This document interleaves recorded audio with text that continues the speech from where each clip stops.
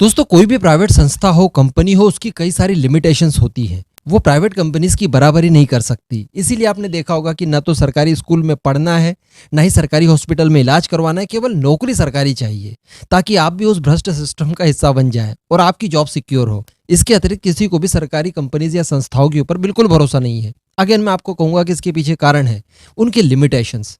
कुछ हद तक भ्रष्टाचार भी वहां पर काम करता है, लेट लतीफी चलती है। अब ऐसी परिस्थिति में हम भला हमारे देश के लिए सबसे ज्यादा महत्वपूर्ण चीज यानी हमारे एमका को सरकारी कंपनीज के पास कैसे बनने के लिए भेज दें। भाई उनका ट्रैक रिकॉर्ड हमने पहले देखा है। कहीं ना कहीं हमारी कंपनियां लिमिटेशन की वजह से या फिर पॉलिटिक्स की वजह से पिछड़ सी गई थी। इसलिए हमने एमका के लिए प्राइवेट कंसोर्टियम खोल दिए हैं जिसके तहत इसका निर्माण होना है। 90% तक स्टेक भी हमने प्राइवेट कंपनीज को दे दिया है ताकि इसके मैन्युफैक्चरिंग में, इसके प्रोडक्शन में किसी भी तरह की कोई प्रॉब्लम ना आए। साथ ही साथ प्राइवेट कंपनीज भी इसमें निवेश करें। जब तक बात आ जाती है डेवलपमेंट की तो वो तो हमारी गवर्नमेंट ही पे करेगी, लेकिन मैन्युफैक्चरिंग की जवाबदारी दे दी गई है प्राइवेट कंपनीज को। हालांकि इनके ऊपर नजर बनाए रखने के लिए, इनकी लगाम कसने के लिए सरकारी कंपनियों को बैठा दिया है, जिसमें डीआरडीओ, एचएएल और इस तरह की कई सारी प्रमुख सरकारी कंपनियां मौजूद रहेंगी। अभी दोस्तों इसका हमको लाभ भी मिलने वाला है। देखिए मैं आपको कुछ चीज़ें बहुत ज़्यादा इंपॉर्टेंट बताने वाला हूँ जिसके बारे में हम लोग अक्सर चर्चा करते हैं और हमेशा एक्सपेक्ट करते हैं कि कुछ इसी तरह का काम एमका के ऊपर हो। आप बस वीडियो को एकदम एंड तक देखते हुए चैनल को सब्सक्राइब जरूर कर दीजिएगा। मैंने आपको लास्ट वीडियो में एमका के बारे में पूरी टाइमलाइन बताई थी कि 2023 में हम इसका पहला टेक्नोलॉजी डेमोन्स्ट्रेटर या फिर प्रोटोटाइप कहिए उसे तैयार कर देंगे। उसके टैक्सी ट्रायल्स वगैरह शुरू कर देंगे, हाई स्पीड पर, लो स्पीड पर। उसके बाद 2024 में हम इसकी फर्स्ट फ्लाइट ले लेंगे और फिर इसके बाद में इसके कुछ ट्रायल्स चलेंगे, कुछ और टेक्नोलॉजी डेमोन्स्ट्रेटर इसके बनेंगे, उनके भी फिर ट्रायल वगैरह चलते रहेंगे और फाइनली 2030 तक ये प्रोडक्शन में जाएगा। बराबर। तो यहां पर आप देखिए कि 2022 में इसका काम शुरू हुआ है, इसको बनाना शुरू कर दिया गया है और 2030 में इसको प्रोडक्शन में डाला जाएगा। मतलब बीच में 8 साल केवल इसके ट्रायल्स चलेंगे और कुछ और प्रोटोटाइप बनाए जाएंगे बस। जबकि मैं आपको बता दूं कि इसके अंदर इस्तेमाल की जाने वाली टेक्नोलॉजीज जो कि मैक्सिमम नंबर्स में है, उन्हें हमने पहले ही डेवलप कर रखा है, उन्हें वैलिडेट भी कर दिया है अलग अलग प्लेटफॉर्म्स पर। इसी के साथ साथ जो तेजस मार्क 2 होगा जो कि इससे काफी पहले बन जाएगा, उसके अंदर भी कई सारी कॉमन टेक्नोलॉजीज होंगी जो कि एमका के साथ भी हम लोग शेयर करेंगे। तो वहां पर भी ये टेक्नोलॉजीज वैलिडेट हो जाएंगी।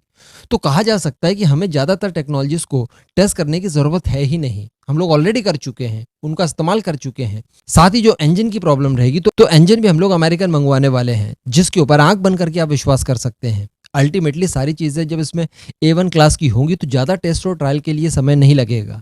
और सबसे बड़ी बात है कि प्राइवेट कंपनीज रहेंगी तो यहाँ पर इनका प्रोडक्शन वगैरह भी काफी स्पीड में होगा, यानी सारा कुछ मामला फास्ट ट्रैक हो जाएगा, क्योंकि प्राइवेट कंपनीज को इसीलिए तो शामिल किया गया है। तो यहाँ पर बताया जा रहा है कि एमका से जुड़ी सभी संस्थाओं को यह विश्वास है कि हम लोग एमका का प्रोडक्शन 2 साल बिफोर स्टार्ट कर देंगे, यानी 2028 में ही इसका लिमिटेड प्रोडक्शन यानी एमका मार्क 1 का हम लोग शुरू कर देंगे।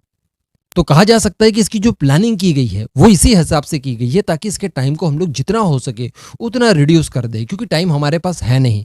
एमका मार्क 1 जितना जल्दी बनेगा, जितना जल्दी इसके ऊपर काम पूरी तरह से खत्म हो जाएगा, ये एयरफोर्स में शामिल हो जाएगा, उतनी जल्दी हम लोग एमका मार्क 2 के ऊपर काम करेंगे। क्योंकि मैंने आपको कल की ही एक वीडियो में बताया था कि 2030 से हमारी सारी कंपनियां पूरा मूड बना चुकी है कि वो 6th जनरेशन की टेक्नोलॉजीज के ऊपर काम करना शुरू करेंगी और बताया जा रहा है कि 2040 तक ये सारी चीजें कंप्लीट कर दी जाएंगी। यानी 2040 तक हम भी 6th जनरेशन का फाइटर एयरक्राफ्ट इस्तेमाल कर रहे होंगे पूरी दुनिया के साथ और उनके बिल्कुल टाइमलाइन के साथ। यानी अगर हमें बाकी की चीजें संभालनी है तो हर हाल में हमें एमका मार्क 1 को टाइमलाइन से पहले ही तैयार करना होगा और इसी के ऊपर अब ध्यान दिया जा रहा है। तो हर हाल में समय यहाँ पर रिड्यूस हम लोग कर सकते हैं, हम लोग इतने कैपेबल हैं। प्राइवेट कंपनीज भी चूंकि बहुत सारी इसमें पार्टिसिपेट कर रही हैं तो ये सारी चीज़ें सिस्टमेटिक तरीके से हो जाएंगी।